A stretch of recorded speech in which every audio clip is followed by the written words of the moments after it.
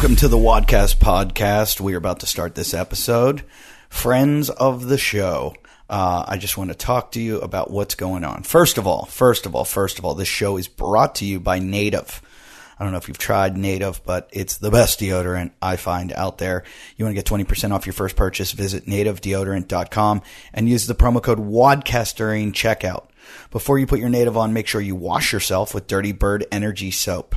It's sustainably sourced natural ingredients, and it does all kinds of stuff. Gives you energy. It's crazy. So check them out for 20% off purchases of $20 or more with the code WODCAST at dirtybirdenergy.com.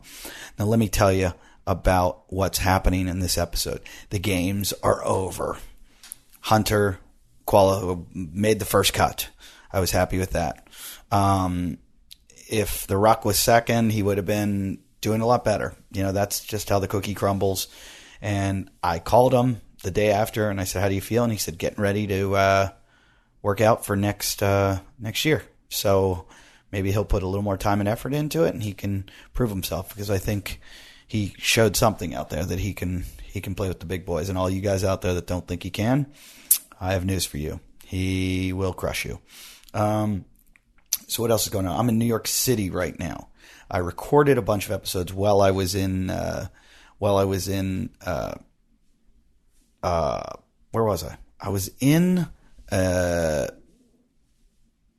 Madison, and it's a weird place when you go to the games, especially if you're not all rah like I'm not rah. I mean, I think it's great. I like to watch it, but there's people there that are just, you know, it's fans of anything. I'm not a big fan of anything. So, you know, I don't like paint my face and go to the game. I like sports. I like to watch them, but I don't like to. So the games is kind of fun. It was fun connecting saw a lot of people there. Kelly Starrett, ran into Kelly, ran into Dr. Jason from Theragun, ran into so many guests of the show, former guests. Jen Wiederstrom, we're good friends now. I ran into, who else did I see there? Well, Chris Hinshaw, who was on the episode last week. I missed Tommy Hackenbrook. I would have liked to see him. Ryan Fisher, had dinner with Ryan Fisher one night. It was a lot of fun. And I think I'm going to go next year. You know, I always say I'm never going, and then I end up there somehow. I've been to probably like 4 or 5 games, and I think next year I'm really going to go. I'm probably broadcast from it. They were very, very nice to me, and they were very nice to Armin. Armin's like a celebrity there. So it was more inclusive than exclusive like it used to be. And so I think I'll probably go next year, no matter what. If you want to see me live, I'm in New York right now. You're going to miss me, though. I've got one more show at the Comedy Cellar. But this weekend, I'm at the Dead Crow in Wilmington, North Carolina. So if you're listening, I'm there the 9th and 10th of August. I'm at the Dead Crow. Then I head to, where am I heading to? Sun Valley, Idaho on the 21st. And Crazy Bobby will be with me there. I'm staying with him. Crazy Bobby will be at my show. I'm at the Argios. I don't know if I'm even saying Argios. It's the only theater in town. Just Google it. You'll find it. And then I go back to Boise. It's just down the hill, 2.5 hours. Boise, I'll be there the 22nd through 25th at Liquid's Comedy Club. I have yet to hear from anybody in Boise. Send me a message. Tweet me at Eddie Ift. Instagram me at Eddie Ift. Facebook me, Eddie Ift. Where else can you get me? Wod Cast Podcast at yahoo.com. I'd like to know if you're coming. Then the 29th through the 31st, I'll be in the hottest place in the world. I'll be in Fort Worth, Texas. And then the 6th and 7th and 8th, I will be in, San Diego at the Comedy Store in La Jolla. So I've got some time off after that. Some other dates coming up, Reno, Calgary, all kinds of stuff. But yeah, so come out and see me. And this episode is a lot of fun. I've been sick the past couple of days. I got a virus or a bacteria, and I have been like doing number one out number two. Is that disgusting? Yes, it is. that's what's been happening. I'm drinking Pedialyte. Somebody needs to make, I mean, if I had my O2 recovery drink, I think I would have drank it because I was comparing O2 to Pedialyte, and O2 has more electrolytes. So I would have rather had that, less sugar. I didn't talk to them. I'd like to talk to those guys and find out if that's even better for a situation like this. Dehydration, it seems like it is. It seems like it's the best thing in the whole world. But we had a conversation. Crazy Bobby's on this episode, and we had a conversation with Julie Foucher and her husband, Dr. Dani. I have trouble pronouncing his last name, which you'll see. We talk about it a lot on there, and they are medical doctors, and we have a kind of a healthcare discussion, and it's not so much CrossFit, it's more healthcare. But it should be of interest to all of you because of what's going on right now in the current environment with politics and everything. It was really interesting. And I wanted to call them today. Like their service that they offer, which is kind of like an internet doctor, like having your own doctor that you have access to. I would have loved to have called them today and been like, all right, listen, here's what's happened to me. What do I do? Do I go get some Imodium AD? I did end up giving Dr. Drew a text. And Dr. Drew answered all my questions for me. But thank you, Dr. Drew. You're my savior. Because you know me. Everybody that listens to the show knows about my injuries and sicknesses and all kinds of stuff. Am I a hypochondriac? No. I was really sick today. So let's just get this episode started. Oh, if you like the show and you want to participate, but when I say participate, it's not that easy to do the show. I know you think it is, but it's not. And a lot goes into it. And Machete works really hard. And I got to pay Machete. And I'm trying to keep this thing afloat, make it work, give you some good podcasts for you to listen to. If you want to be part of the show, all you got to do is donate $5 for Patreon. You donate $5, and you're going to get to either get a Myopux or a leopard claw. No, you're getting both. What am I saying? I don't know why I always say that. You're getting both Myopux and a leopard claw. So go to patreon.com/Wodcast and just donate $5 a month and you're going to get one. Okay. You'll probably get one. Let's see who got one this week. Who got a leopard claw? Who got a leopard claw? Who got the Myopux? It is, Dustin Nash. Way to go, Dustin. Dustin Nash. So send us a message, Dustin, wodcastpodcast@yahoo.com, and you're going to get yourself a leopard claw and you can get yourself a leopard claw and a Myopux. Myopux is a electronic muscle stimulator. It's the best thing for injuries. And a leopard claw breaks up all those adhesions in your fascia, all that gunky area where the blood flow is not going through. You crunch that up with a leopard claw, then you throw the Myopux on. They work well together. So get yourself one at myopux.com and enjoy this episode. I think there's one other note I have for you guys. I get these notes that tell me what I have to tell you. And I think there's one more. Are you ready for it? Are you ready? Here it is. I think there's another thing for you guys. How about that? Like you get a special offer or something. I think we're giving away some Dirty Bird Energy soap. How about that? So 2 winners get a 4-pack of our Complete Care multi-pack Dirty Bird soap. Picking 2 people from the Patreon. And it's good to get in this Patreon. You get stuff. And you're going to get a 4-pack of the best soap out there. So when I say your name, all you have to do then is you have to send me an email at wodcastpodcast@yahoo and say, hey, I won the soap. You mentioned me during the show. And then I send it to you. Okay. So, who are the 2? Here we go. Let's see. I'm just going to pick 2 randomly from the Patreon. Here they are.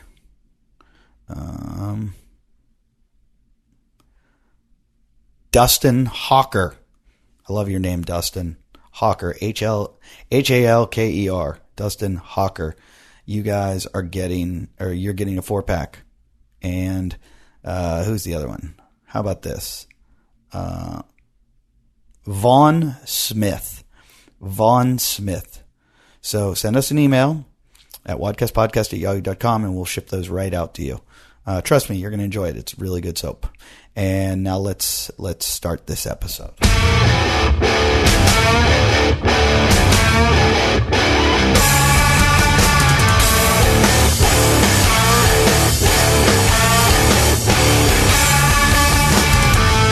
Welcome to the Wod Cast Podcast. I am your host, Eddie Ift, still at the CrossFit Games in Madison, Wisconsin. I've got a whole cast of characters for today. Wow, this is going to be a special episode. I am excited for this one. It's very interesting. I still have traveling with me Crazy Bobby. Bobby Williams is still with me, and he just met Armin Hammer for the first time today. Armin Amirian, who used to be my co-host on the show. And Armin looked at me after talking to Bobby for 30 seconds and went, "Why have you never introduced him to me?" So, you guys, you're very lucky. He's co-hosting the show. He brought his buddy Dan by, who's traveling the world right now. A former, was Dan an actor with you, or a stuntman, or actor? Actor. Yep. Actor. Bobby doesn't act Football well, does player, Mizzou. Give a little something, Dan. And he lives here. And from Wisconsin, so, hey, this is my home state. What's up with that? And he walked up, and I was like, "Do you guys go to, like, male modeling conventions together?" Like, what? Looking for Ed. So they're here, and we're getting a chance to, we are over at the home away from home. This isn't where you guys live. You're just staying here during the games. Just an Airbnb. Okay.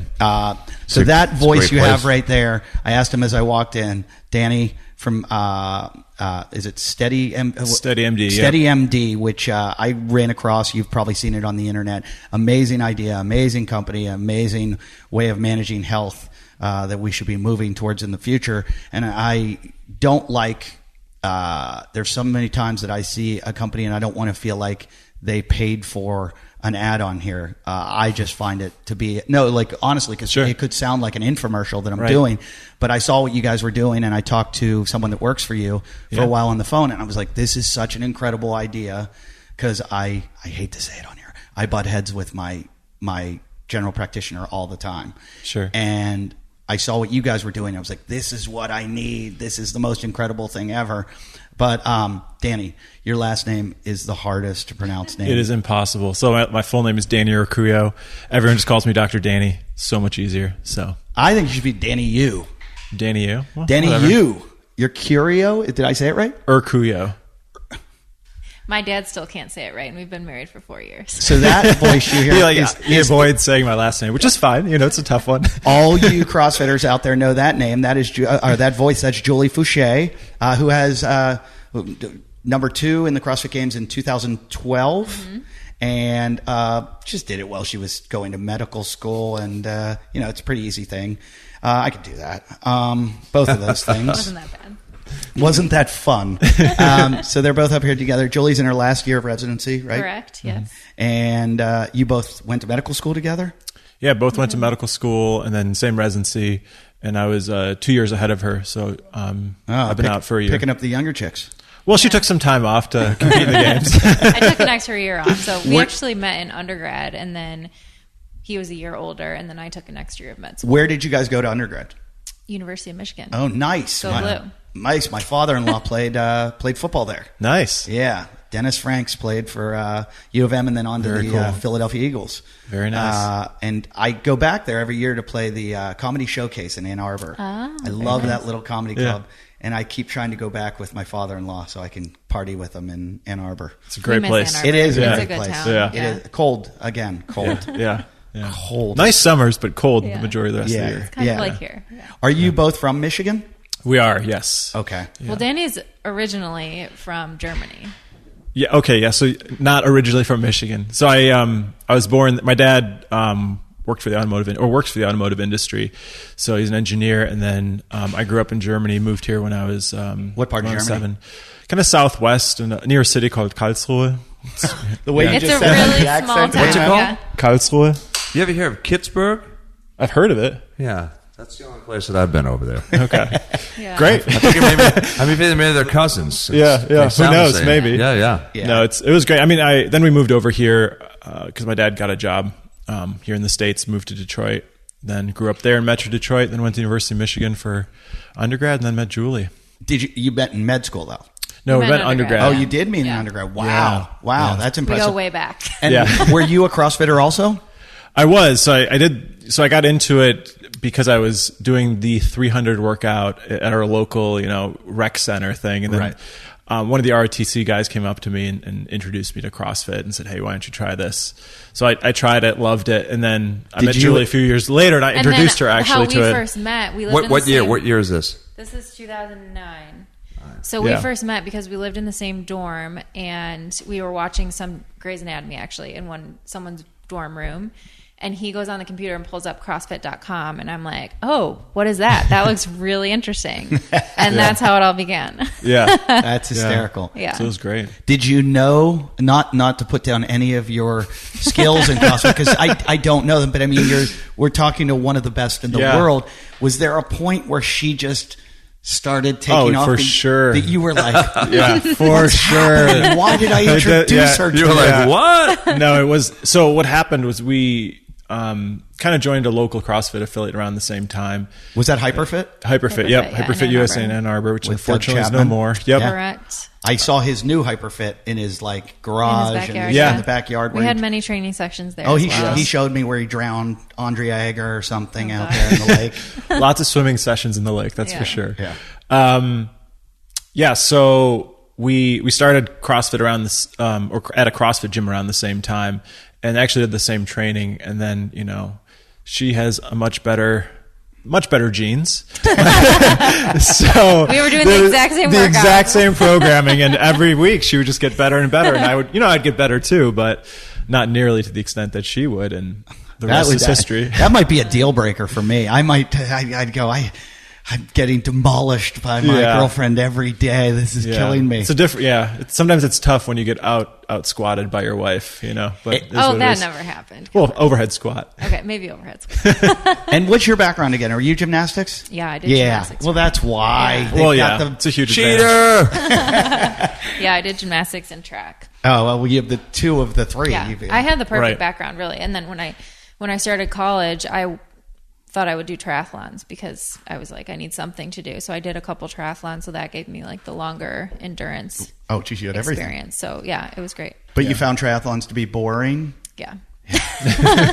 I bought this fancy bike one year because I thought triathlons were going to be my new thing, and then I got it for Christmas, and then that summer is when we started CrossFit, and I hardly ever used it. Have you guys seen the Netflix special, The Iron Cowboy? No. I was just talking to the guy yesterday online. It's out now. He did 50 Ironmans in 50 days in 50 states. Oh my gosh. Yeah. Oh, I think I did hear about this. Can't even imagine. He was sleeping like 4 hours a night. He was falling asleep on the bike all the time. Insane. He would fall asleep Wow. while he was Is he riding still the bike. alive? 6 months later, his body totally Shut recuperated. No, he was back. How to old was he normal. at? How old? He looks like he's in his 40s, like late Wow. 40s. I don't know. I mean, he could be younger and he just looks old. Oh, by the way, I forgot to mention, he brought his 5 kids with him while he God. did it. 5 young Jeez. children. And they went around in a Winnebago and he tried, his attempt was to raise money for charity. He was tried to raise $1 million. He only raised 75,000. But I don't want to diminish what he did. They gave him a hard time. A lot of the triathlete people, if you watch the film, were really mad, the whole community, because he was hooking up to an IV every night afterwards to replenish his electrolytes, and they were like, that's blood doping, or that's doping. Who cares? I know. Yeah. I know. I was like, no, Like, that's not doping. I don't. Yeah. Yeah, I mean, but come on. But then one day they went to a town and it was pouring down rain and he couldn't go out on the bike. So he would do a lot of the swims in pools. So he's pushing off the wall, and then the bike he did on rollers. And they were like, this isn't fair. This is cheating. Pushing off the walls, cheating. Well, and Yeah. and that he was on rollers on the bike, that he wasn't outside. And there was a clip of him that went online with while he was biking hooked up to the IV. Got it. And that sent everyone crazy. They were Yeah. like, "This is bullshit. What he's doing." So it was really Still incredible. Yeah. That's Yeah, what I said. I mean, come on. I don't care if you gave him every Still. drug in the world and he did it. I'm still You impressed. still have to do it. Yeah. Yeah. Yeah, and the best part is I don't want to ruin the film, but he does almost quit. The last one. Oh my gosh. That's probably why he kept going, though. You know, he just had one more to do, and he just decided to finish it. I mean, it's amazing. I mean, when I think about like when you talk about CrossFit and fitness and what the definition of fitness is, it's hard to rule out that. Like, you know, I know Glassman's got his definition, but then you look at something like that, or that guy Ross Edgley. Do you know the guy that swam around Britain? He tries to accomplish all these different feats all the time. Okay. And they're pretty impressive that you're Wow. like, Yeah. okay, you know, like it's easy to say that like Matt Fraser and Katrin or whoever are the fittest people in the world, but you gotta put these people up there. Oh, I mean, it's Yeah, amazing it's an what they do, incredible but feat. but they're specialists, right? Like, could that person back squat or carry a sandbag, like even but in the same this, realm this is as my a argument CrossFit sometimes. athlete? That CrossFit's argument or CrossFit defined fitness. So Glassman said this is the definition of fitness. So it's his definition of fitness. Like What was he doing? What do you mean? Like when the guy who invented CrossFit was like, this is fitness, and everything that goes into CrossFit creates. No, I was talking about the guy you were saying that from England. Oh, you just need to look him up. He's done all kinds of crazy different things, and he always tries to. You know, he's almost like David Goggins, where he'll try to break the pull-up record, or try. And he swam around the island of Great Britain. Wow. It's just wild. That's insane. Yeah. You know what's interesting? I don't know if you remember the show. I think it was on when we were kids. It was called Survival of the Fittest. Yep, I remember it. That to me is a really interesting way to define fitness as well, because you've got guys that are kayaking 10 miles down a river, and then they got to climb on top of a I mountain. love that show. And then they've got to wrestle a bear. Maybe When not the bear, but you know what I CrossFit mean? when CrossFit came around, that's That's Kevin Swigert, by the way. He's our neighbor up in Ketchum Sun Valley who won it all the time. really. Yeah. That show was awesome because it was like, that's why I like the games when they get to the games, because you take all the stuff that you've used, all your weightlifting and all your gymnastic stuff, and they'll go, okay, grab this sandbag, throw it in a wheelbarrow, go over here, then throw it over this fence, and you're not doing all the stuff you necessarily train for. And I love the unknown, what's it called? The known and The unknown and unknowable. the unknown and unknowable. That's my favorite part of it. Yes. That's a definition of adventure, isn't it? Yeah. Yeah. And that's the definition, Greg's definition is work capacity across broad time and modal domains. So it's being able to do anything. It's being able to like kayak forever, swim around Great Britain, or lift a ton of weight. It's like being prepared for anything. That's why I love when they throw something like Yeah. a marathon row or, you know, whatever it is. I love it. Mm-hmm. So, our good friend Hunter McIntyre is in the games and didn't qualify, but he's a 6-time world champion in OCR. And everybody keeps talking about this first event that is going to eliminate half the field. Yeah. And this will air after that. So Hunter could be gone for all we know at this point. But last night everybody was talking about what is this first event going to be that's going to eliminate. So exciting. Yeah, it really. Yeah. It's the most exciting. It's kind of part. exciting and nerve-wracking for everyone who's coming across the world just to potentially just do this one event. to get destroyed. Yeah, just to get destroyed. And they get rewarded by more punishment later in the weekend. and normally there's at least some clues by now. You know, Yeah. it's already Tuesday and we don't have any No, event nothing. announcements. Yeah. Well, why are they asking everybody to be dressed and ready to go tomorrow when it doesn't start till Thursday? I think it's Could for a there be a photo shoot. surprise? I think it's a photo shoot. Who knows? You never know. I have no idea. Literally anything could happen. Yeah. I mean, So- that one year they flew people on a plane, you know? Did Remember they? that? Yeah. Yeah, they flew them up to Aromas, the 10-year anniversary. Oh, that's true. Yeah. I forgot about that.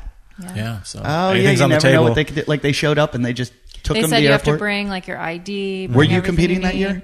No, that was I think What was your last year? my last year was 14 at the games. Okay. Yeah, I think that was 17 because it was the 10-year, or 16 was the 10-year. Yeah.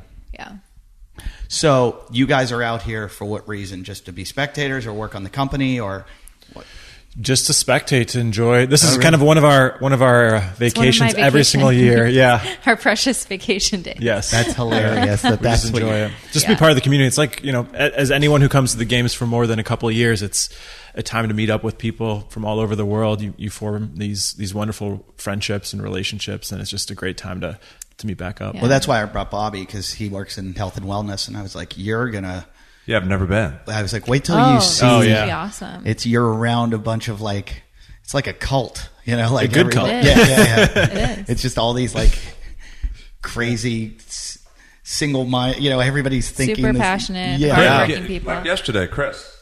I was blown away at the stuff that he was saying about coaching. It was pretty. He's profound. incredible. Yeah, I was Yeah. like, He's one of great. the. wow, yeah. you're diving deep. I didn't think people Yeah. did. I didn't think He's they one of the- dove yeah. that deep. One I of mean, my you guys favorite put a people. lot into this. That's what I saw. I was Yeah. like, everybody I talked to, wow, Yes. the different training methodologies and how to breathe and what you're thinking and how much training you actually put in and Yeah. how precise everything is. very It's not like scientific. you guys are just going to the gym, working out, and then you show No. up and see you do your best. There's so much into it. It's But very it kind of was calculated. that way less than 10 years ago. Yeah. This has all evolved so fast. And my question for you, Julie, being both of you being doctors and having that science background, when you were working out and training, you had a little more knowledge than the average guy. That, not to take anything away from Rich, but Rich is like, the strength and conditioning coach at a football team. You have this science background where when things are happening, like when you got Fran cough, you knew what it was.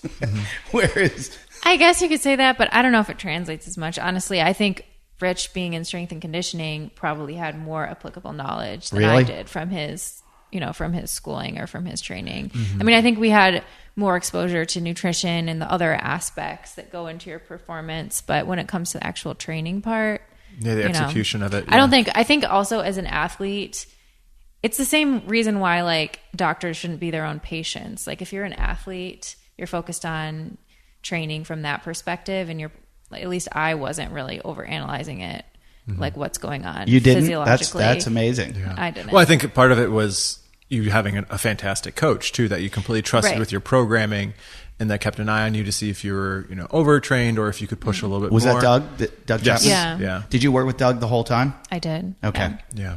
So, did you guys, when you were in med school, did you get pre-meds disease? What's that? I've read about this. I read about this in psychology in college, that they said that medical students, their first year of school, start reading about all these disorders for sure. and start getting them yeah. because Yeah. as a hypochondriac, they think Yeah. they have these. Oh, of course. I think the best is when you learn about psychiatry, you learn about personality disorders. Yeah, I was and like, then I think I you're have a personality disorder. Shoot, yeah. She's like, no, you don't. Well, if you do, you're highly functioning. It's Yeah. fine. There's some that are protective. I read Dr. Drew's book on narcissism, and I used to be on Loveline all the time with him. And I walk in one day and I go, I just read your book. I'm a narcissist. And he goes, well, everyone's narcissistic, but he goes, there's a healthy level Sure. of narcissism. He goes, you're not pathological. Yeah. And I go, are you sure? Because I wanted to quit. After I read your book, I wanted to quit the business. I was Yeah. like, because it's a sickness, and it just Yeah, you're like, I just need go- help. Yeah. Yeah. That's what I felt like. I was like, how do I stop being like this? And he's Yeah. like, you're not bad. Yeah. And one of the things in his book, he did like a kind of assessment, personality assessment of all the people he'd ever had on his shows, and to compile some data. And they found that comedians ranked like second highest to actresses. Actresses way higher than actors. Interesting. Because what his theory was that actresses, their performance is mostly based on their looks, whereas an actor, it's more of their acting ability. So the actresses have to kind of focus on themselves a little more than that. Interesting. And then CEOs really high, really That's high. not surprising. And so, but I was just like, I'm a comedian and I feel like I'm this way. He's like, you're not bad, trust me. Well, that's so good funny. to know. Yeah, so I thought I had a personality disorder. But I'm a hypochondriac. When I was a kid, I read my sister's, I was in the bathroom, I pulled out my sister's tampon box and read the back of the box and thought I had toxic shock syndrome. I've had every disease. Oh my God. Yeah, so that's why I need Steady MD. Yeah, I guess so. If you're curious as a male, if you have toxic shock syndrome. Yeah. Sorry to interrupt you. you're listening. Don't fast forward. Listen to this. I know if you're a CrossFitter, you aren't getting enough protein. Everybody needs more protein. And my source for protein is Xology. Not only because it's the most natural and the best for you, but because there's a whole number of reasons. It tastes delicious. It's my favorite tasting protein I've had so far. I make these amazing smoothies with it. And I also like the fact that all their materials are like environmentally friendly, and they're CrossFitters. The guys that make it, they're a team of CrossFitters. They're based in San Diego, and they know what they're doing. The stuff's keto. It's paleo friendly. They use monk fruit in all of it. I don't know what monk fruit is, but it tastes delicious. They got 20 serve bags for home and single use pods. When I say a pod, these things are incredible. They're fully compostable, and you get it, and it looks like a little Keurig cup. And you put it, but it's bigger because more protein, and so that you can get all swole. And you put it in your. They send you this like container. Pour the water in. Close the top on it. Boom! It mixes it for you, and none of the mess. And you don't have to like take these weird bags with you, and you can just preload it, take it to the gym with you, and. They've got an amazing range of products. They've got BCAA products, which is their biggest seller. They use fermented vegetables, creating an honest vegan product. And, they're all about making the best quality nutrition and making it more portable. So you remember to take it every day. Okay. So check out some of their grass-fed WPIs, their vegan proteins. Get them all. Check it out. The promo code's WODcast. It's going to get you 15% off your purchase. So go to www.xology.co. www.xology.co. Trust me, you're going to say to me, yes, absolutely best tasting, and just read about it and you'll see how it's the healthiest thing out there. Oh, it's that time of the show where I've got to talk about Dirty Bird Energy Soap.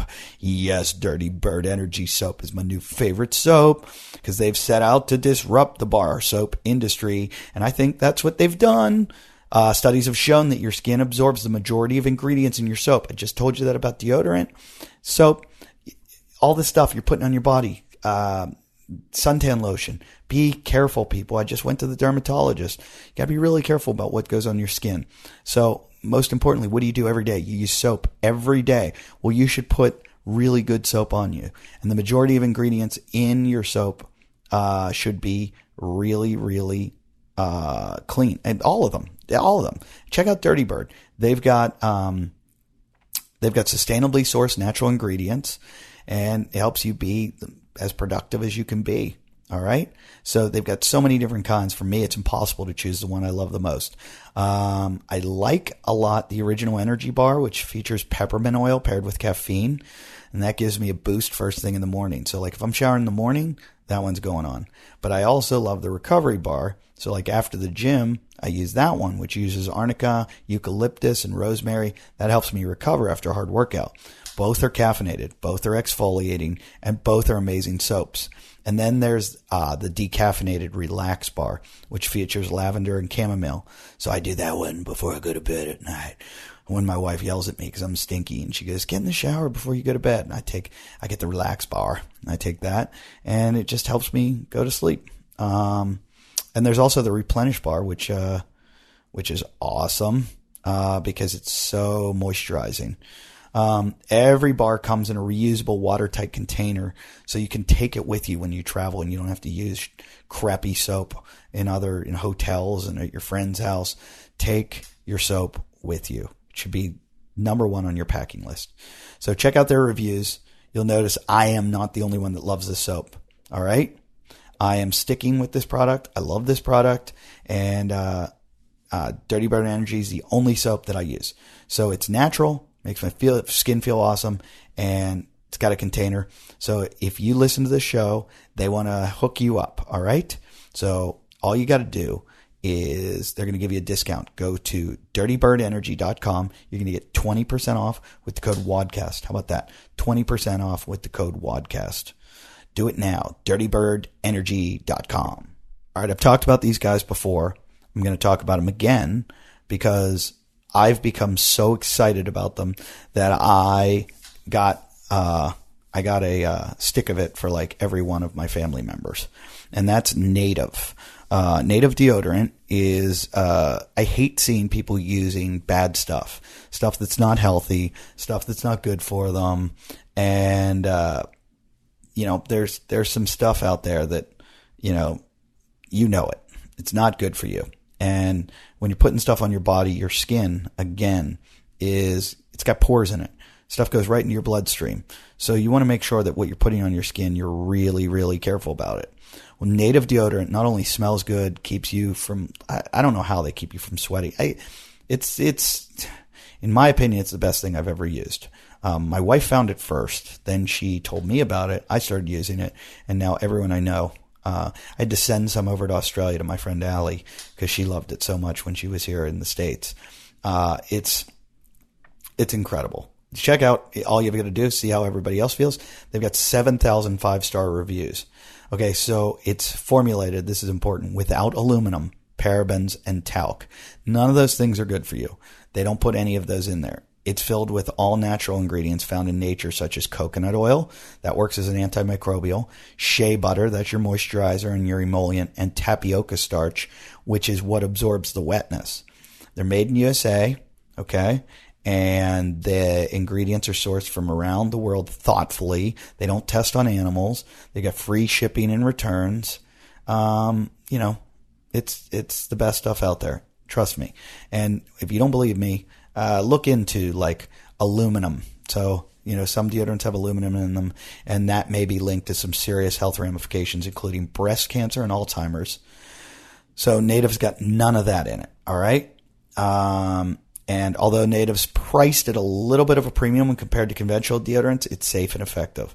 You're talking about your body here. And I know you CrossFitters, you take care of yourself. Well, get yourself some Native. And it comes in a wide variety of scents for men and women. Okay? So they've got coconut and vanilla. I think that's the one I brought with me. Lavender and rose. I've been using the cucumber and mint at home. Oh, eucalyptus and mint. I want to try that too. Here's the deal. You subscribe, you're going to save 17%, save $2 per stick, have Native conveniently delivered to your door every 1, 2, 3, or 4 months. So just figure out how often you buy deodorant. Subscribe, you never have to go to the store again, it shows up, and you're going to save $2 a stick. It's probably going to be as expensive as any other deodorant you buy then. All right? All right. So you want to get it, you want a deal? Here's what you do. You're going to get 20% off your first purchase if you visit nativedeodorant.com. That's native, Native, deodorant.com. Use the promo code WODcast during checkout. All right? That's nativedeodorant.com. 20% off if you use the promo code WODcast. You know what I'm going to talk about right now? I'm going to interrupt the show to talk to you about Tiger Balm. Tiger Balm. I didn't bring it with me, so I had to go to CVS to get it. That's where they've got it. They've got it at CVS or Rite Aid. Go in there, just scream, I need my Tiger Balm. Do you need your Tiger Balm? Get your Tiger Balm. I love using Tiger Balm. It loosens me up, then it cools me down afterwards. How great is that? I don't have a lot of time, so I can't do the biggest warm-ups that everybody knows that knows me knows I don't warm up well. Well, I just rub some Tiger Balm active muscle rub on me. It loosens up my muscles before I work out, and I'm ready to go. It's non-greasy, and it gets, if you're sore, oh, this is the best thing in the world. You're just ready to go and the soreness is out of there. Tiger Balm Active has great post-workouts too. The post-workout products. You're going to get yourself some Tiger Balm Active Muscle Gel or the Muscle Spray or both. Get them. The gel goes on. It's the hot to cold. You're going to feel like hot at first, then it's going to feel cold. It's going to make all that DOMS. When you have terrible DOMS, if you just did Murph or something, throw this on. You're not going to feel that. And then if you have some hard to reach areas, probably your back, spray on the muscle spray. You just spray it on. It's on there and it does its job. So if you want to get your muscles ready for peak performance, go to your local CVS or Rite Aid today. Pick up Tiger Balm Active Muscle Rub. And while you're there, grab their muscle gel and muscle spray too. That's Tiger Balm Active. Available at your local CVS or Rite Aid. First of all, how old are you guys? So I'm 31. And I'm 30. Yeah. I thought that, Eddie was taking me someplace where there was a doctor that was like in his 60s or something. Oh, I am not. Completely established, We're not that been around old and forever. And he's got experienced some. yet. I walked in, I was like, oh, this must be his son. Where's Where's the real doctor? Yeah, I still get that. Yeah. And you guys Too look young so to be a young. It's so doctor, funny. yeah. Yeah. Well, we try to take care of ourselves, so it helps as well. But both of us, went directly through medical school and residency. Now it's very common for people to take some time off and explore other things. But yeah. So I've been out for a year now and completed my medical school and residency and then in family medicine and started working for this company called SteadyMD. Quickly, though, can you explain to me the difference between an internist and a general practitioner? Yes. Those are the same. Yeah, they're pretty much the same. When you say internist, it typically implies that somebody's completed internal medicine fellowship, which is primarily focused on adults and more so inpatient care, like in the hospital, and to some degree also outpatient, so like in the office. Family medicine is different because most of our training is focused at outpatient care, taking people outside the hospital. We get some training in the in-hospital stuff too, but not to the extent that internists or internal medicine doctors do. Okay. And family medicine takes care of kids. They can do, in certain places, they still do OB care. They do minor kind of like the whole procedures. The whole philosophy is like cradle to grave. You're taking care of whole family systems. And doing a little bit of everything. Right. And you're both in family medicine? Correct. Yeah. Wow. Yeah. That is crazy. Yeah. And isn't it, so forgive me if I'm wrong, but when you go through medical school and you want to pick your specialty afterwards, isn't it kind of like you kind of pick what you want and then they kind of assign you, or how does that work out? Yeah, it's kind of a like stressful a lottery? system. Yeah. So what you do, you apply to medical school. It's the typical process. You submit an application, you go on an interview, you get accepted or not. So then at the tail end of medical school, you decide what you want to do. You complete all your exams, and then you put your name in what's called a match. So before that, you interview a bunch of different programs. You rank the programs rank you. This all goes into a computer system, and then a computer system assigns you to a particular residency based on your ranking of that program and the program's ranking of you. Wow. And it's a legally binding contract. So if you end up in Alaska for, your 7 years of cardiothoracic surgery, good luck to you, sir. You're going to be cold for a while. Yeah. But if you really don't want to go to Alaska, you cannot rank. You cannot rank Alaska. You So rank places you want to. But you could get assigned urology or something that you really didn't want. Well, you apply for particular residency. Okay. So you only apply the places where you would want to go. Okay. So you still have the option. Just don't apply to them then. Okay, but it's still. I mean, certain specialties are really competitive, so you kind of have to apply. Like everywhere. So when you orthopedics. apply, if say you don't get it, are you forced to go someplace that There's you don't something- want if you to? match somewhere, you could end up matching really far down your list, and as long as you put it on your list, you could end up going there. Mm-hmm. But then there's also situations where you don't match anywhere. Will and then, you guys end up in the same place? We did. We did, yeah, we did. We That actually would went be the same difficult, wouldn't it? residency. Yeah. Right. So, I mean, there's couples matching. If you match in the same year, you can couples match, so you end up in the same city. So your applications is kind of like batched together. Yeah. Oh, that's great. But we were 2 years off, so we just decided we were going to stay in Cleveland until we were both done. Right. And we only applied to Cleveland program. What do you have? You guys have a goal, like have your own practice someday, or Yeah. That's the Yeah. ultimate goal, yeah. Yeah. So we'll practice together. Yeah. Yeah. It'll be fun. that'd be great. That'd Yeah. be fantastic. Yeah. I'm excited. So Is this where you would like excel and she would watch you as you accelerate? Maybe it's my turn. I don't know. Whatever. And she'd be Tables like, have turned. keep accelerating because I'm fine. Yeah. Everything else. Bring home the money. Yeah. you'd be like, I'm number 2 in the world.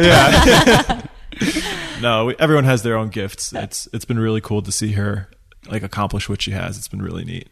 Yeah. That's great. So explain SteadyMD. Yeah. Because I won't do it justice.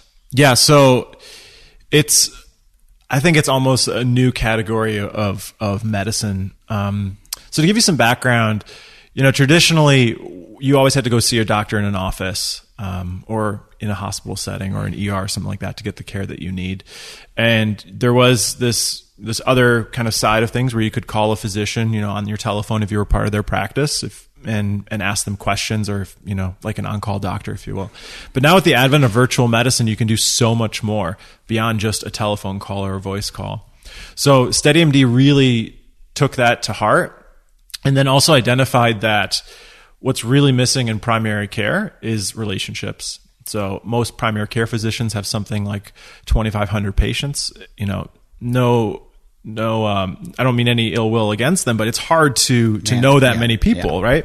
So what SteadyMD does, it pairs you with a doctor who shares a similar lifestyle. So we have a functional fitness practice. I take care of a lot of CrossFit athletes or CrossFit participants through that practice. We have a powerlifting practice, many different sports. It's definitely not just for athletes. It's for people who don't do sports as well. But really the intent is to match you with a physician who has a similar lifestyle. And we do this not in an office setting, but completely virtual. So I have patients all over the country. I have a cap of 600 people. I know every single one of them. I know their families. I barely have to look at their charts anymore because I just know them so well. And there's unlimited appointments. The initial appointment's an hour, which of course is way longer than you would ever get with a traditional primary care doc. Follow-ups are 30 minutes, same day appointments. They can text me on their phone. They have my cell phone number, which sounds insane. But totally, completely. People are so respectful. They know you. They know you have a family. They know that you have other things outside of, work that you enjoy doing. And the people that do end up calling me, I'm very happy that they did, because it's usually something very serious. So it's really a way of practicing medicine that I was never anticipating, both from the perspective of is this being more fun because you get to know people more. So it sounds like Patch Adams. Come on. It does. Yeah. No, It it's really funny because, I think about it, it's kind of like the old school doc who, the family doctor. would just come to your house and examine your family and then would leave. They'd be part of your community. You'd see them at church, at the market, all that stuff. But now it's just completely virtual. It's the 21st century. Right. Because I've used Heal before. Okay. An app. Dr. Drew told me to do it. He said, he goes, I'm on it, where you can have a doctor come to your home. Dr. Drew, Mariel Hemingway's, my girl's. Yeah. I had no idea. Yeah. Really? So Dr. Drew, he's one of them. He could be the doctor that just comes to your house. Yeah. And we used it when my wife got pregnant. The first time we didn't know she was pregnant. She was feeling really ill, and we were in Australia, and the doctor made a house call. It was great. And the doctor came over, and it was like, is this really happening? It was the middle of the night, and I was trying to find out from my promoters, where should I take my wife? Do we go to the emergency room? What do we do? And there's kind of this panicky situation. Sure. And we're in Australia where, if you had someone like you just call right away, and then you go, oh, here's what you're going to do. Oh, or a text, or absolutely. Where we were in where what do we do? And luckily, Australia's, I think, ahead of us in some ways, said, this doctor will just come right over to your apartment. Your mind was blown. Perfect. I was like, this is amazing. Yeah. We're not sitting in an emergency room all night long waiting to get seen, and it was just great. So I love that aspect of it, because I can email my doctor, my general practitioner. I can email, and I'll get an email back probably the next day or something like that. But I do have, for my daughter, we got this like special doctor when my daughter was born that my wife's like, oh my God, she's amazing. She's the best.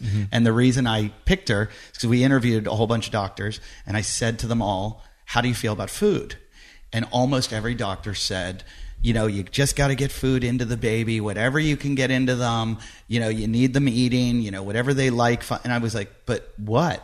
And they were like, they like chicken fingers or pizza and I went, and we'd walk out the door, and I'd be like, okay, check that one off the list. And we finally walk into this one doctor who's amazing, and she goes, I said, how do you feel about food?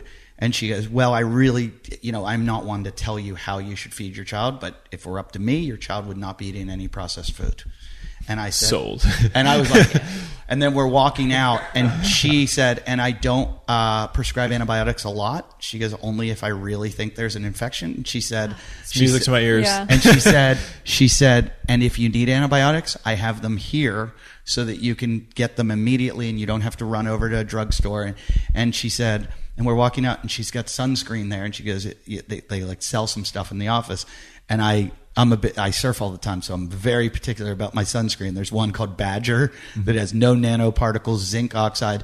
And she goes, I recommend you use this on your... I'm like, Can I hug you? Yeah, I was like, I love this doctor. Yeah. And and then she said, but we don't take insurance. And I was like, oh! Yep. Darn And it. so it is expensive, but it's worth it. Yeah. Right. It's worth it for my kid. And, after the first year...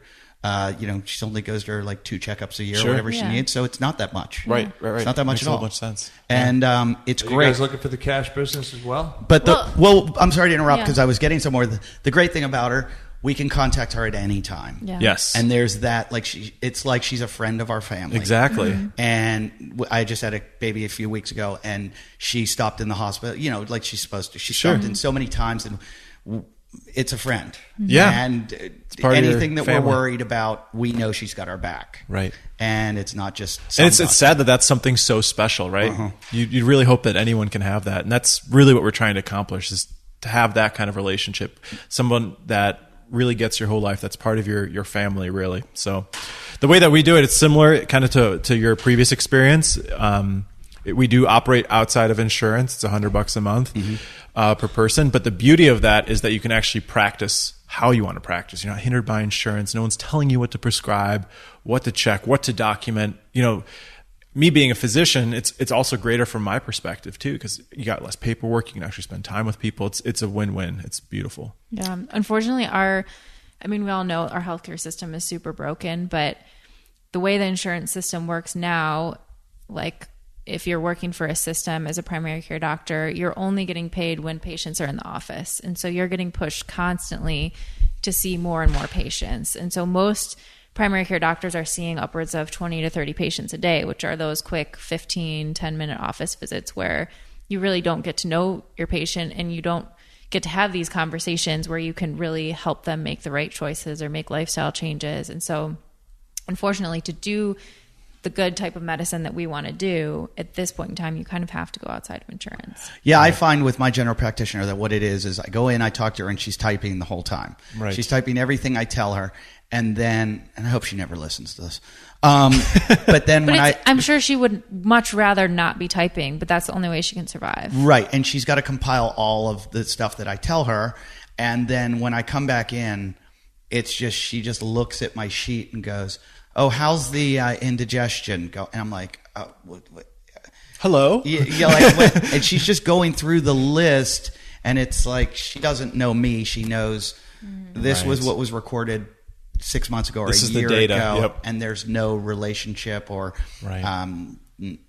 it's we butt heads a lot. Yeah, I can imagine. And it's weird because I'll say, well, maybe it was this, and I shouldn't, and she gets, I know better, and blah blah blah. But the good thing is she is part of the UCLA system that they, she'll refer me to a doctor, and then that doctor has all my information, and I love that. Mm-hmm. I love that all the doctors have all the information, so they're not, when you doctor hop, they're like, what? Oh, I didn't know you were taking this or doing this or doing that. But it's tough. There's a huge advantage to that, right? And one of the big issues in healthcare too is that if you're outside of the system, you don't communicate.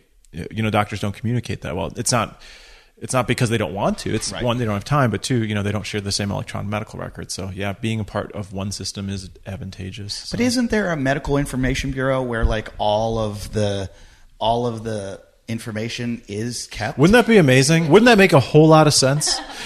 but I thought there was.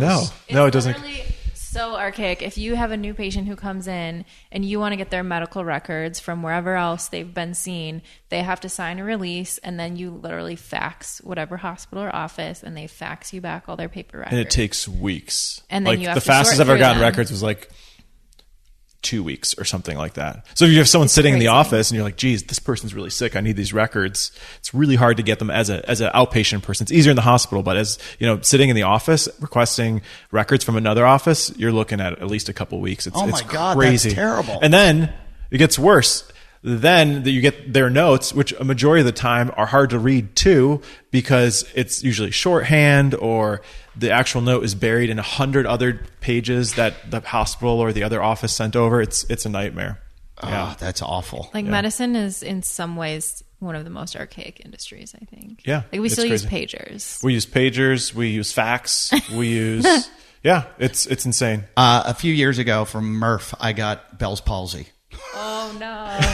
I had been fasting Did you for still like do all he Murph? does, he fasts for these like ridiculous amounts of time. I'm going to do a Murph. I haven't eaten in 3 days. Let's see how it goes. so like a great idea. So I woke up the next day with Bell's palsy, And I call Dr. Drew, and I'm like, my face is frozen.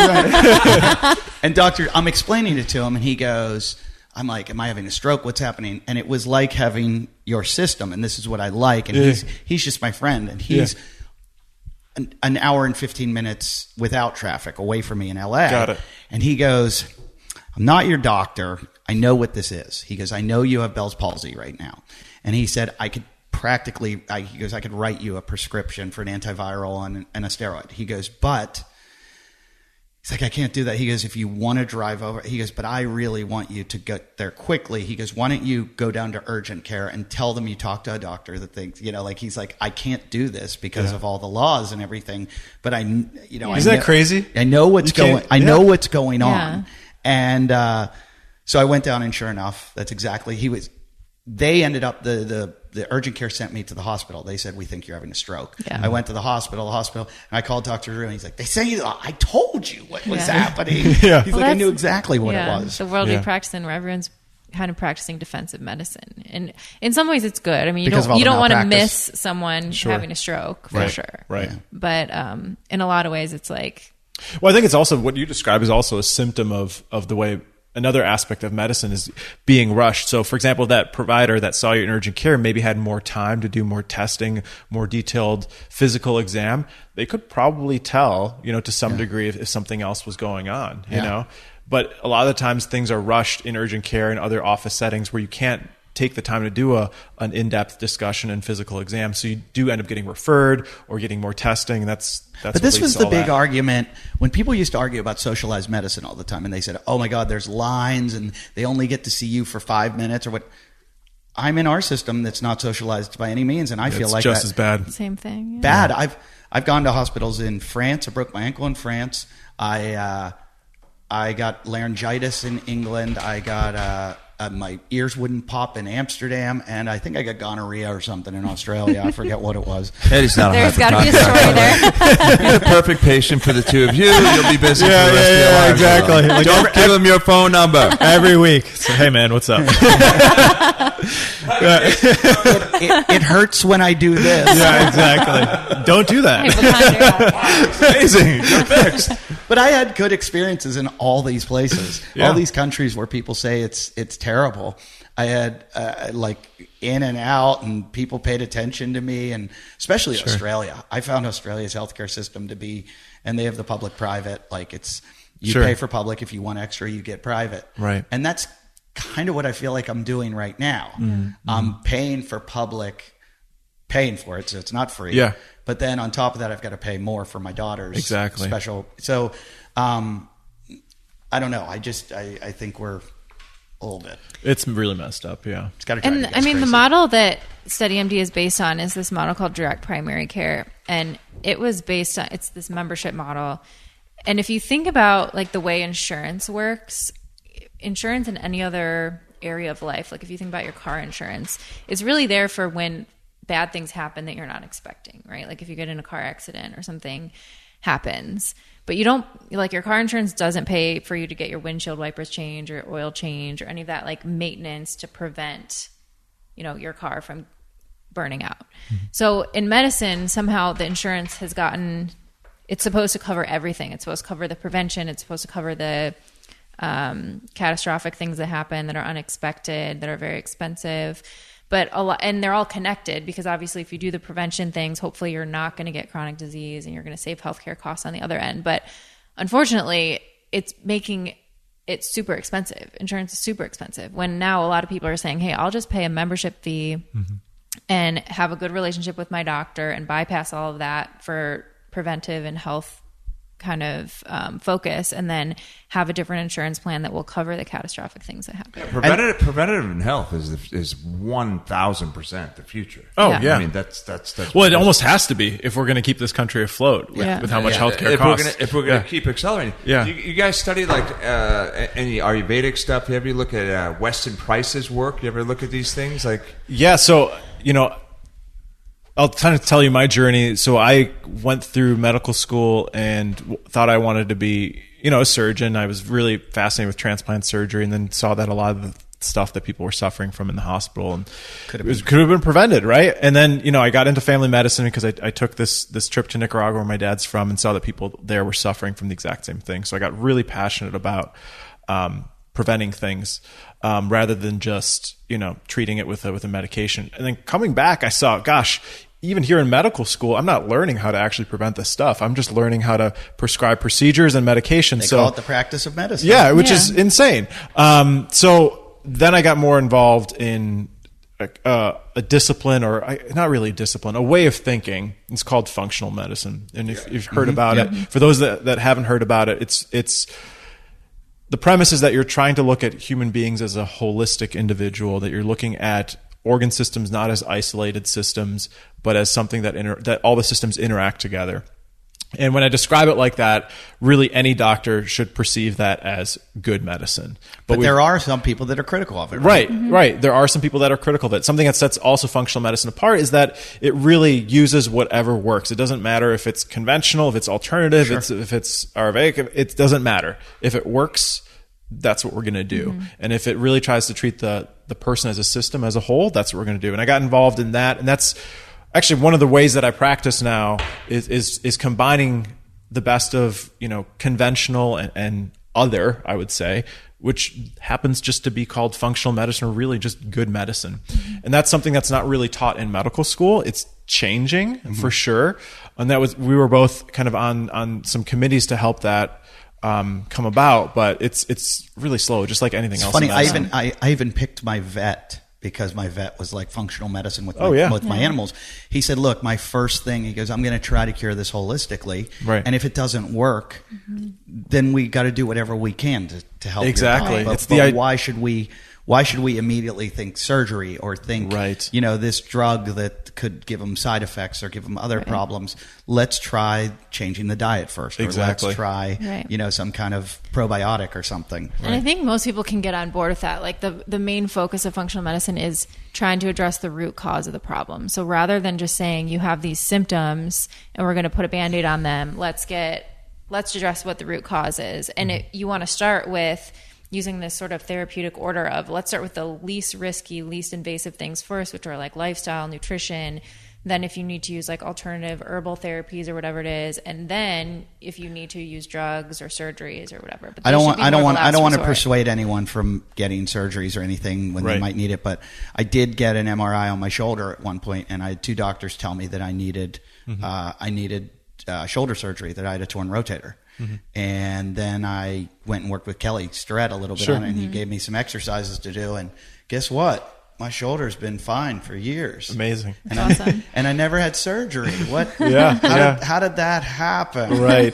So Mariel and I are big advocates, health and wellness. And Mariel's had 7 suicides in her family tree. Oh my and gosh. so she speaks about mental illness all over the country, and speaks at the UN in front of Congress. And, you know, we're like, the AMA is a little over 100 years old, and medicine's 8,000 years old. Is the AMA really the Alternative Medical Association, and they practice on us, you know, as they're trying to figure it out? Point. You know, we start saying that, and we're just like, so what you guys are doing is so amazing. Thank you. Absolutely amazing, because that's the only way. I say to one of the guys that we created a chamber that stimulates red blood cells, stem cells. It's hypobaric, and you exercise in it, and literally it creates progenitor cells and turn stem cells that your bone marrow.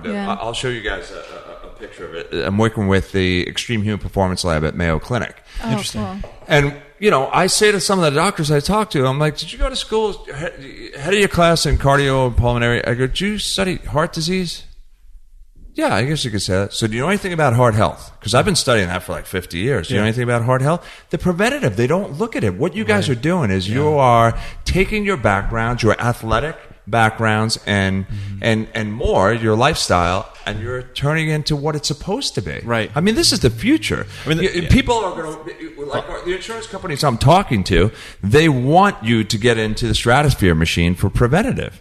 You know, if I told an insurance company that you were going to pay $20,000 a year and you were never going to get sick and you were going to live 75 years longer than everybody else, wouldn't they want to like use this thing? So you're sort of doing the same exact thing with people, and you're connecting with everybody. It's amazing. One thing I noticed that you talked about, how you said, you know, your patient. So someone like take a CrossFitter.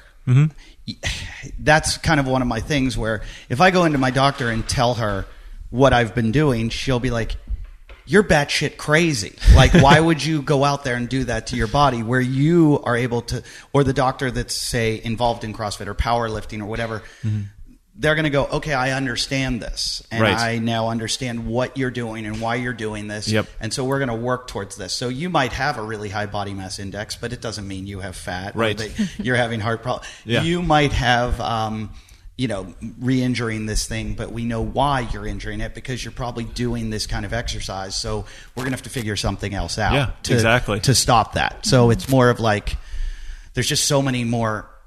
It's such a better, more personal relationship. There's so many more layers. Yeah. Exactly. And it helps you really identify the root cause of things by having those additional relationships or additional layers to that relationship. So how many patients did you say you have? Right now I have about 350. Okay. And so, and do you Skype with them?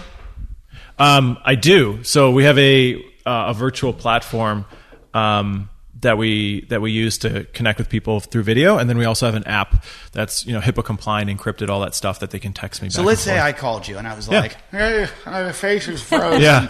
You could go, I think you have palsy. I would have you do some tests, and I'd put you on video so I can see what your face looks like, right?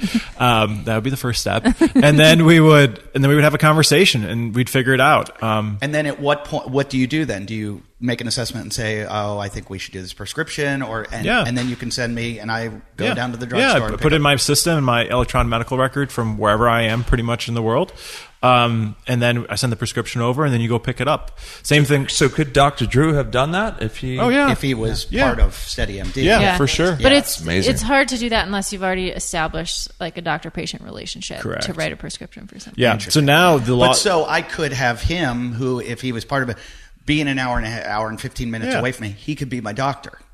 Right. So the beauty actually, kind of to answer your question indirectly, is it used to be that you had to see somebody in person to establish kind of a doctor-patient relationship so you could prescribe meds, referrals, all that stuff. But the laws have changed. Now you can use a video appointment to actually establish that relationship. But how do you do the stuff like when you go for your physical, you do the blood pressure test or check the... Yeah, great question. So a lot of that stuff you can have people do themselves, like blood pressure. You get a blood pressure cuff. It can sync with our app, and I get the blood pressure that way. Wow. There's now devices where you can it can connect virtually, so I can listen to your heart sounds. There's tons of different things. Now there are certain scenarios where you do need a physical exam for sure. Yeah. And then I would refer you to somebody local. Some people have a PCP. Some people like to go to urgent care or a specialist, but.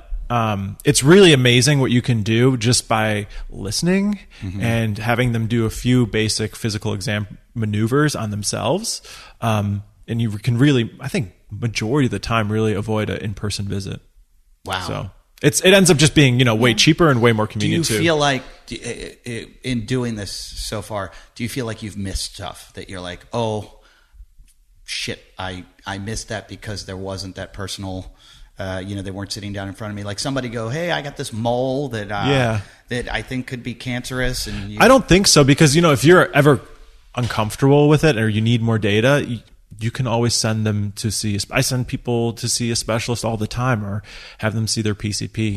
You can only do what you're comfortable with. And listen, the thing is too, if it's annoying, right, to see somebody in person, but since you have that good relationship, most people are like, oh, I trust this guy. This guy does CrossFit. He's part of my tribe. Right. Like, cool.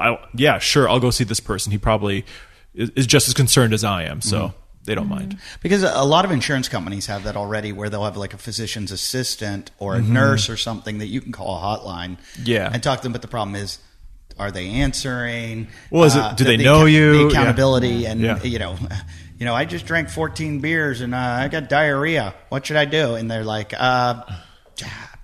don't drink. There's those insurance companies that do that. You're not getting the expertise. You're not getting. And there's a big. As much as I think nurses are like the greatest people in the entire world. I watched my mom go through the ICU and how amazing the nurses were. They're the most incredible people in the world, but they don't have the knowledge that the doctor has. And I just saw that happen with my wife. Got a post-dural puncture during her when they did the Epidural. And the nurses were kind of scattering around, not sure what to do. And I said, "Can you get the anesthesiologist?" And they got him, and he's like, "Yeah, there's a post-dural puncture. I can fix this right now with the blood patch." Blah blah blah, and did it. So having access to that, a nurse on the phone through your insurance company is not like having access to the doctor.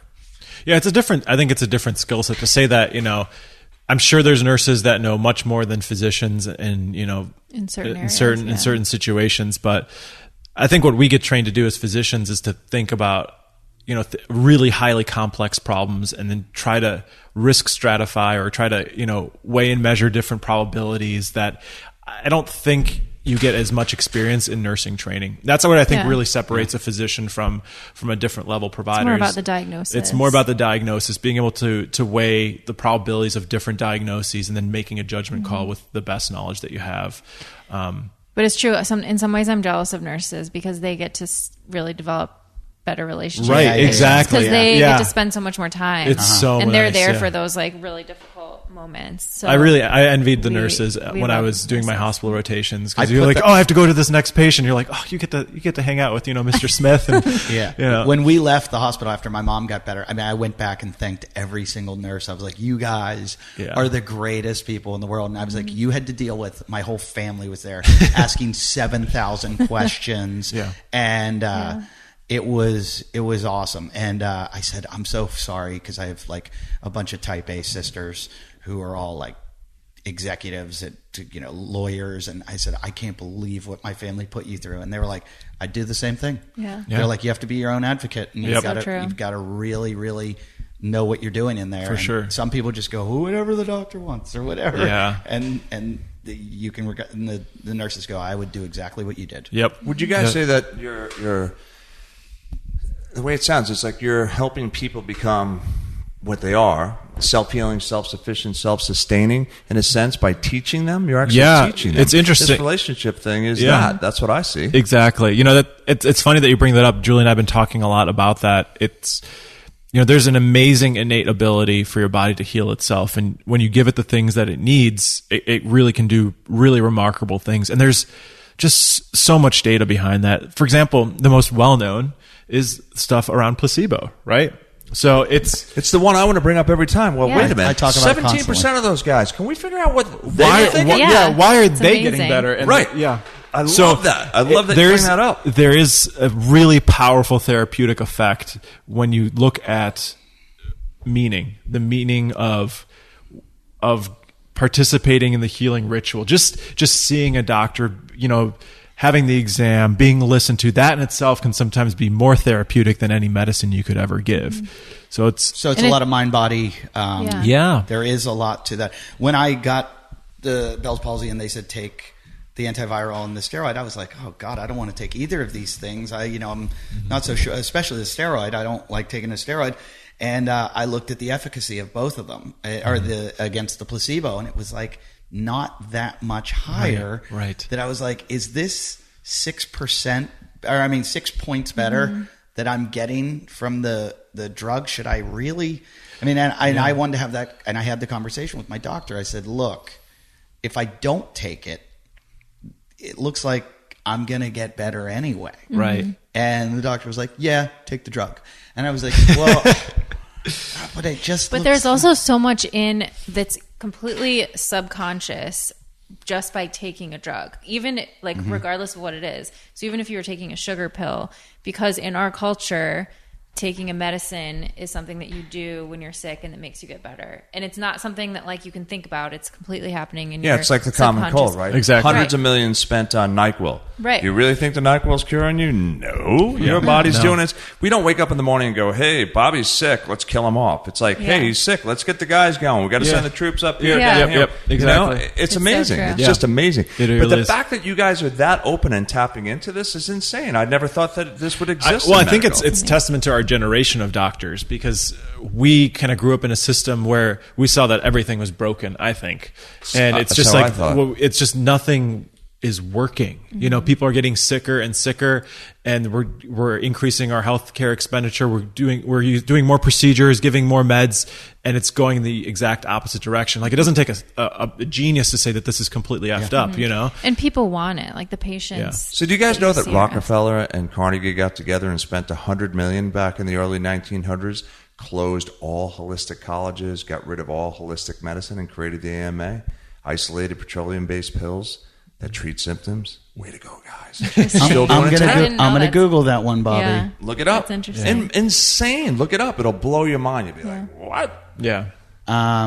It's I had another question. Scary about world. that. I forget now lost that on that Bobby one. threw But on that- Bobby threw in one of his we got all fired up. Bobby's got a lot of Yeah. conspiracy theories, and I wanted to check. Well, on that. the sad thing is a lot of these conspiracy theories are true. I know it is true. It was funny when I researched stevia. When I started taking stevia, and I went, "Should I take this? Is it bad for me? What's?" And I saw the whole thing about how the sugar industry had it vilified and turned into the FDA declared it a drug, and it was made like criminal to use stevia for years or what. I don't know if it was criminal, but it was outlawed in the United States just because the sugar lobby was like, we don't want to lose all this money to this sweetener that doesn't spike your insulin. Yeah. So there's so many times people don't understand that, you know, there's a better way out, and somebody's making money, and that's why they don't want It's always changing. I have a magazine. I have some Life magazines and some really old ones, 50s and 60s. 5 tablespoons of sugar a day. Yeah. You'll lose weight and you'll have the energy you need to get through your day. For real. great. Like, Yeah. for real. Yeah. You can lose weight on these I mean, 5 tablespoons. it still permeates there. It's like, here, have a snack. You need the energy, or like, Right. oh, I need a boost. Why don't I take this, Right. candy bar? You're like, seriously, just come on. There's so much corruption too. But are you going to be here on Wednesday tomorrow? Yeah. You should come to the CrossFit Health Conference. Okay. There's a CrossFit Health Conference all day tomorrow, and I mean, I think what Greg is doing is amazing. I think it's great too. But he sees the corruption, and he's been involved in the corruption, and he is exposing it, and his whole line is let's start with the truth. So he's bringing in some amazing speakers. But this is exactly the kind of stuff that they're talking about. That's great. awesome. It's very exciting. Yeah, see, that's what it is. Everybody's sharing information. It's so great. Yeah. I'm like blown away. I had no idea that you guys were open. I'm like, when we came in, doctors, they're gonna here they give go. me some SSRIs. SSRI, I need a Zoloft right now. I want to see what happens. Right, 'cause everyone I think knows CrossFit that. breeds those kind of individuals. People are free thinking and Yep. Yeah. want to And really. you see what's happening. I mean, how it started for us was we saw what was happening in the gym. And in contrast to what we were seeing in the office, it was like night and day. You go into the office and you see someone coming in that's overweight with diabetes or high blood pressure, and their doctor says, you need to start exercising and eating better. I'll see you in 6 months. They give them a medicine. They come back in 6 months. They need more medicine. But in the gym, we're seeing people come off their meds. They're losing weight. They're healthy. They're confident.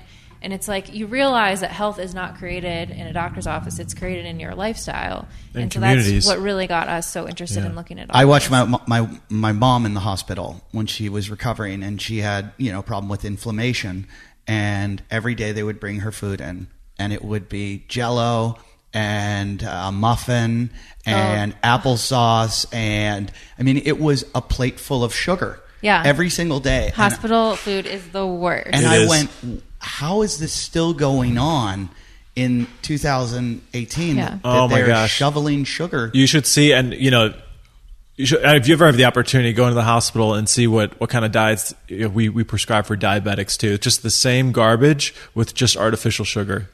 It's crazy. It's like what people get the day after they have a heart attack. It's just appalling. Meryl's ex-husband got a tumor removed up in his nasal cavity. When he came out, this is the food. She was saying there: green Jell-O, a piece of chocolate cake, boiled chicken, and some pasteurized milk. Oh my God. And a cup of black coffee. And Meryl looked at the doctor and said, "What's this?" Well, he's got to eat, and he's been out of surgery for a while. Anesthesia, we got to get nutrition in him. She's like, "This is the very thing that gave him that tumor." yeah. He goes, "Oh, come on now." She goes, "Oh no, get rid of this now." I mean, some people just don't know. It's Yeah, crazy. it's so true. Yeah. The thing is, there's so little education, even medicine, around food. It's You don't learn about it. You in just med don't learn school. about it, I mean, so you it's can't fault it's people, but- starting to get better. It's starting to get better, but it's still, you don't learn about it. You guys are paving the way. That's the stuff. We're trying. I mean, we're not the only ones. I mean, there's our entire generation is. That's is great to hear. I'm so glad to know that it is finally turning around. It was funny. Bobby and I did it at the same time. The Wim Hof stuff.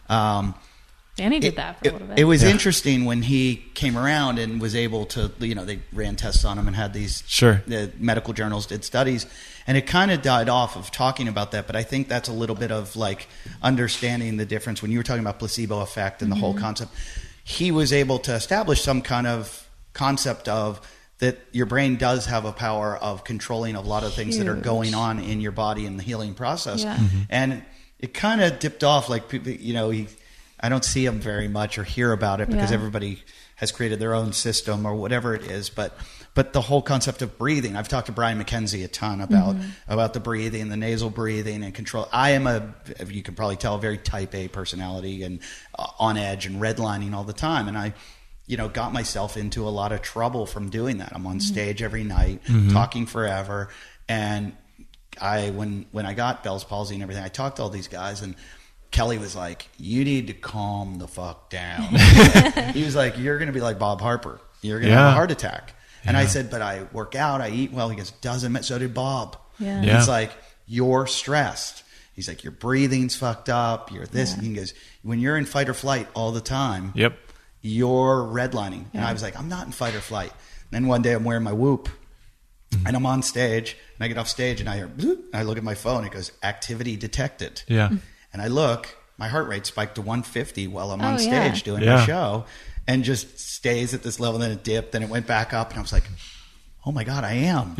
Absolutely. I'm redlining all the time. I feel like there's some correlation to that with people like Muhammad Ali, Michael J. Fox. I mean, those guys are like all the time, and they have Parkinson's. And I'm like, Well, stress is, I think, the elephant in the room. When we talk about medicine in general, it's one of the most toxic things, more so than alcohol, than cigarettes, than pick your poison. Pretty much, it's a lot of the things that I see in my clinic are when you really get to the root cause of the root cause of the root cause, it's usually because of 5 different things: nutrition, exercise, stress, relationships, and Sleep, right, exactly. But even more than, those other 4, stress is definitely the biggest driver of issues. And you fix that. It's hidden, right? You fix that. Yeah, exactly. Yeah. It's hidden, but you fix that, majority of people's problems go away. Or they at least get better. It's an epidemic, really. And I see people, it was funny, I heard Matthew Walker on Joe Rogan talking about sleep and stress and sleep.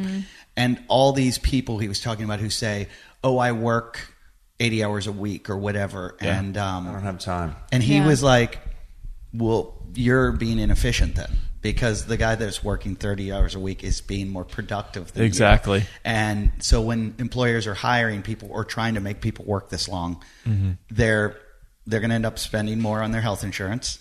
They're killing their workers off. They're going to have to hire and retrain new people. So the whole concept of like, let's relax a little bit. Let's calm down. Let's get the stress out of everyone's life. Let's live a happier life, happier, stress-free life. And,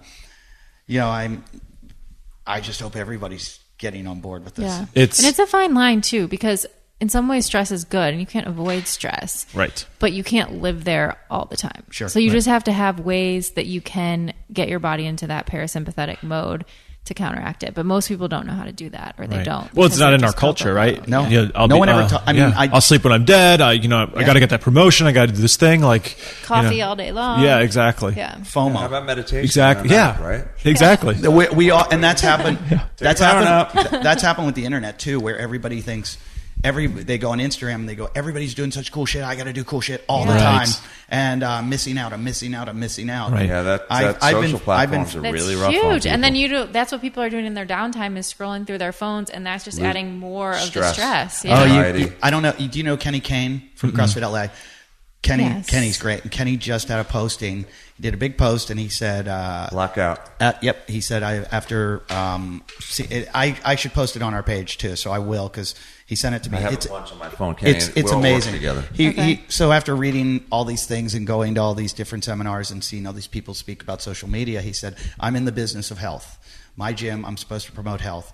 So these social media platforms are not healthy, and I am taking our gym off of them. And he's like, because I'm supposed to create wellness, and this isn't doing it. It's creating anxiety, he depression. talked about how he's got a couple of docs on there, a couple of scientists. You have 4 hours. Average person has 4 hours of 100% focus a day. 100%. You know, it dips and goes all over the place. You do social media for an average of 2 hours or more, you're losing 2 hours. You're losing half of your focus to getting things done. And he said, if you black out on, he went with Instagram, Twitter, YouTube, and Facebook. He said, black out for a week and you tell me how you feel and what you get accomplished. Oh, yeah. I did it because Marilyn and I do a lot of social media. I couldn't believe it. It's I was crazy. so focused. Is that crazy? I was like, I'm getting this done. I got this. I got this. And you're calmer too. You're just Completely. Yeah. And he talks about the dopamine and all the yeah. stuff that goes on from it. And then if you look at the stuff that you don't like, he goes, then you have a conversation with your significant other and you're mad about what Trump said and these guys said and your friend said this and you're not even giving them your attention because you're so pissed off about somebody else's life someplace else. Yeah. So and it's not going to make a difference. Mind-blowing. Yeah. It's like watching bad news. Yeah. Yeah, exactly. Exactly. So true. It's and you realize how addicted, like, especially in the beginning, you like have this like, oh, I need to check it. And then you have to stop yourself. Or I had someone, they like put the spot on their phone where Instagram was, they replaced it with like a meditation app because That's they funny. would just like, without even thinking, they'd open up their phone and they'd go to that spot and they'd be like, oh wait, this isn't what I wanted. that's crazy. Yeah. It's So I crazy. found myself when I said I'm going to do a no scroll. I have to post for work, whatever, but I'm going to do a no scroll. I'm not going to go through anybody's stuff and what they're doing because even though I'm watching, I like skiing, I like surfing, I like mountain biking, CrossFit, all the things I like. I'm watching people that are doing it when I'm in the line at the bank or I'm not doing those things, so I'm like, God damn it, I wish I was there. Right. So it's creating, or I'm never going to be as good as, look at him jumping off this cliff. This looks so, and so it creates this like envy that is not healthy. No. And so I found when I said, I'm going to stop scrolling, I found it was my go-to. All of a sudden you're somewhere and they go, we'll be with you in a minute. Phone comes out, thumb goes to there. It's my, and Kenny and I talked about this a lot. Where I used to come up with my best jokes, you know, are those down times of boredom when creativity comes out. Right. And he was like, you need boredom in your life because the boredom is where your brain rests. Mm-hmm. And your brain needs to rest. It's like a muscle, and you need to let it rest and recover. Right. And you're not constantly going. It's why you have the best ideas in the shower. Yeah. That's what I was just going to say, Yeah. the shower. 'Cause Yeah. He always gets mad because I take forever in the shower, but I'm like, oh, I just have all these ideas. I love how you guys say shower. Shitter.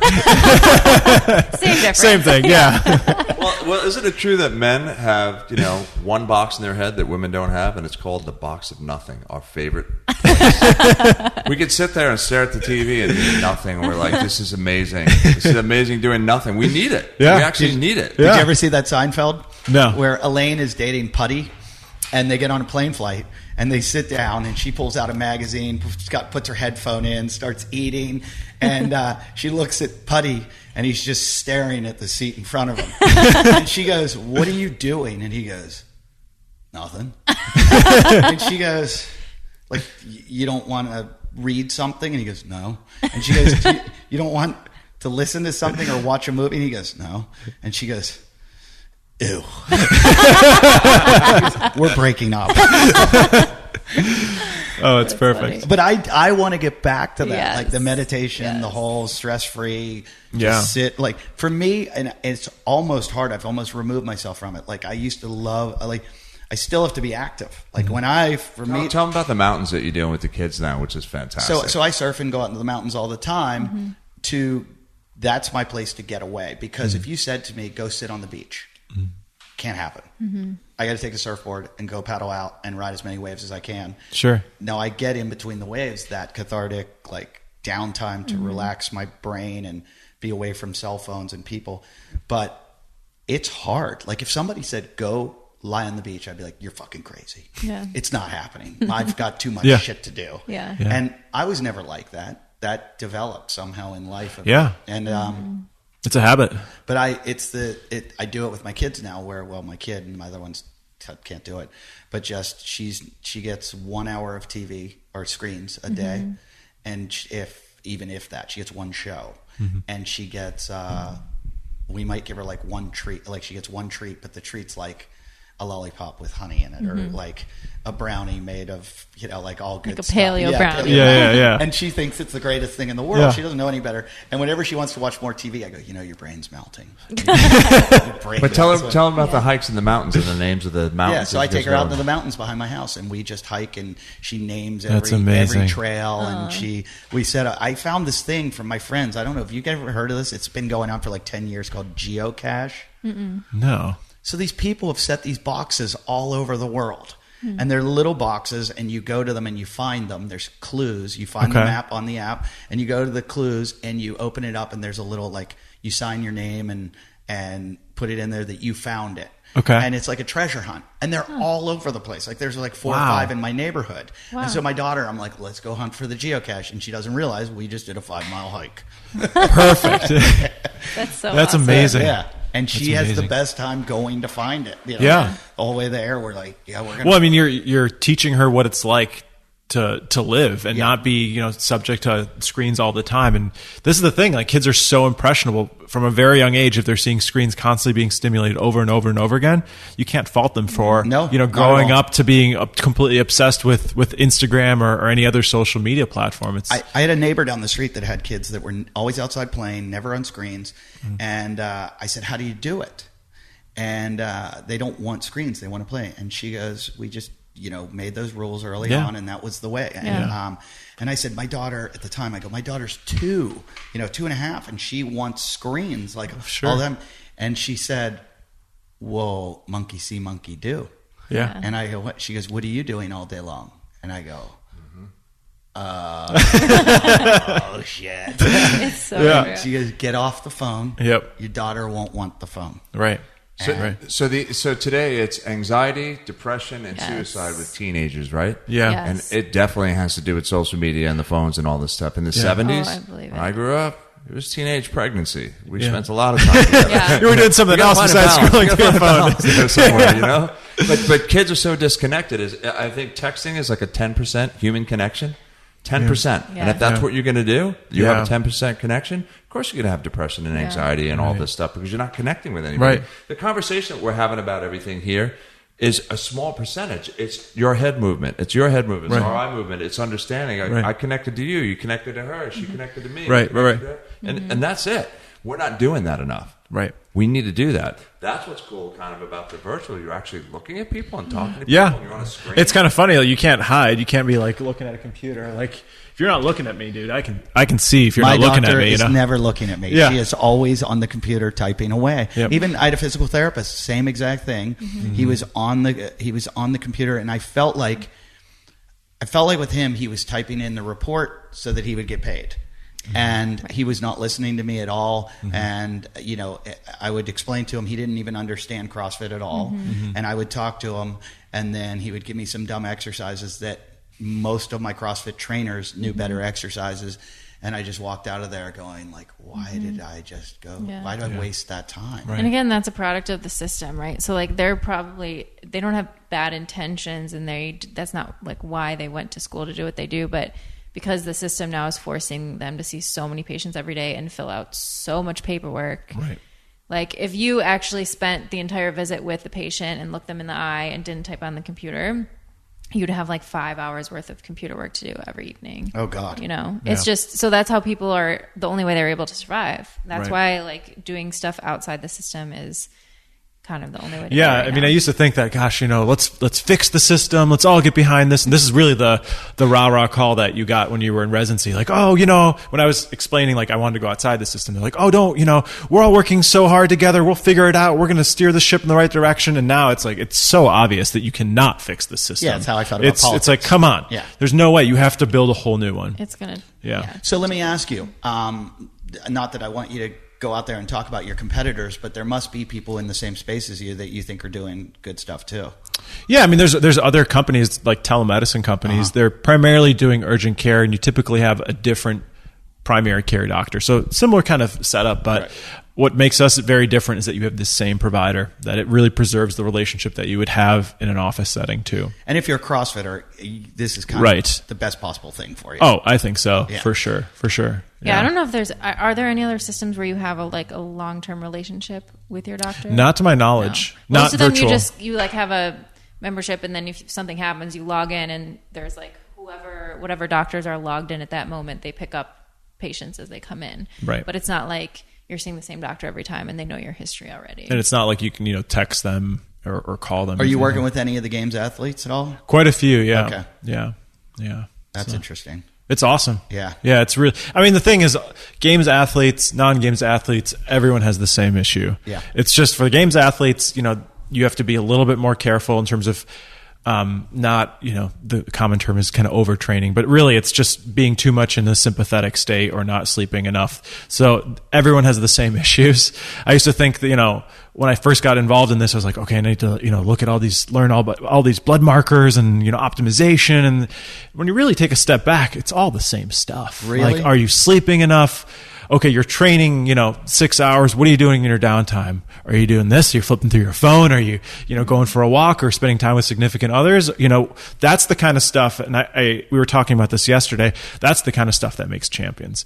Anyone can train hard. If you're going to make it to the CrossFit Games, you can work your butt off. There's no question about that. But the top competitors know how to rest. Wow. Resting is everything. That's why Hunter got big.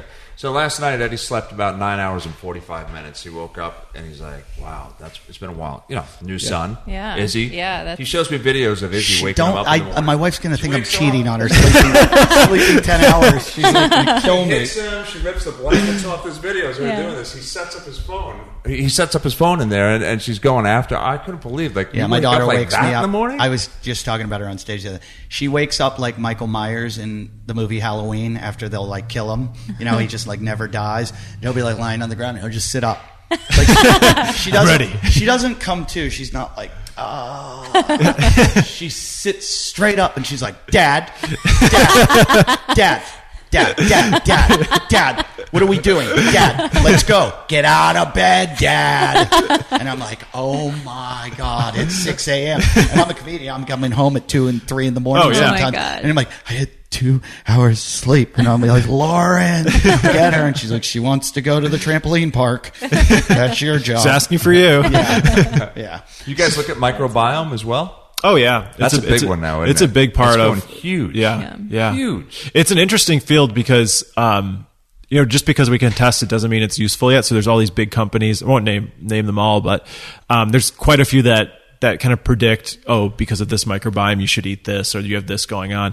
It's much too early to make those kind of predictions, but there's no doubt in my mind that it is a huge part of your overall health. And if you eat for, the microbiome, for example, eating lots of things that feed the good bacteria, you're not fermented vegetables. Yeah, you're not eating crap. You're eating the stuff that your body actually needs. Yeah, your microbiome is going to be healthy, and there's good data to show that also means that overall you're going to be healthy too. So it's an exciting field. It's definitely something that I look at, but it's one of those things that I think a lot of people have kind of they're trying to extrapolate data where there isn't enough data really to make those type of predictions. And that gut-brain connection is huge, right? Yeah, Where people never tremendous. thought what you eat actually has an impact on your mood or your brain God. chemistry. But you ask your grandmother, does what you eat make a difference in how you feel? She's going to be like, yeah, of course. Yeah, it's the simplicity of it all, isn't it? Yeah. Of course. When I was a little kid and we were like the first generation to be fed like McDonald's. Like you could go get McDonald's at any time. Right. And There was probably meat back then. And I remember getting McDonald's and Burger King and Wendy's when they all started coming out. And I remember eating it and looking around, everybody's eating, and I was like, we're all going to die. This is too delicious. This isn't good. There's something wrong about all of this, not being real food and being cooked up so quickly. Yeah. And I knew there was something. And, my dad came from the background of, his family sat home and ate 3 meals every day with my dad used to talk about liver, we used to eat liver all the time. And now it's like everything, or eat your organ meats. They're the best things for you. I'm like, right. oh yeah, my dad was trying to get me. Exactly. They were onto something. Yeah. So full circle here now. Yeah, this has been unbelievable. I'm so glad when you guys are doing stuff like this. Thank you. I'm so sick of, just going down the route that's kind of been paved that we're supposed to follow. Sure. And People making being new sick paths. and tired. Yeah, They're tired Yeah. of people being sick and tired. Yeah. Exactly. So Yeah. true. Tell them what you said when you were on. Bobby was on Oprah with Mariel, and they wrote a book together. And you told Mariel, what doctors do you go to? Or you told Oprah? Yeah. I was like, 6 greatest doctors in the world, available 24 hours a day, 7 days a week, and they're free. And Oprah's like, who are they? Yeah. I'm like, Dr. Sun, Dr. Air, Dr. Water, Dr. Nutrition, Dr. Exercise, and It's Dr. Rest. so- They're available 24 hours a day, 7 days a week. And they're 100% Best free. medicine. And on the 7th day, you do nothing.